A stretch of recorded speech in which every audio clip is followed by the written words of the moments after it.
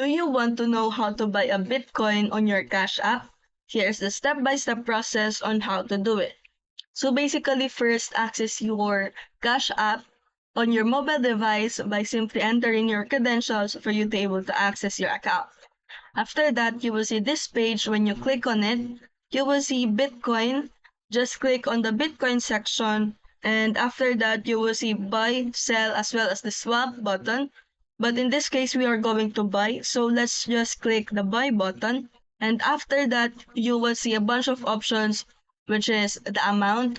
Just simply select which amount or customize an amount that you wanted to buy the Bitcoin. So for example, I wanted to buy $1 of Bitcoin. I will just click the buy and select the amount. After that, click the next button. And after that, a confirmation page will appear, which is you will be confirming that you wanted to purchase a Bitcoin worth $1. After confirming it, a receipt or successful page will pop up on your screen that you already purchased a Bitcoin.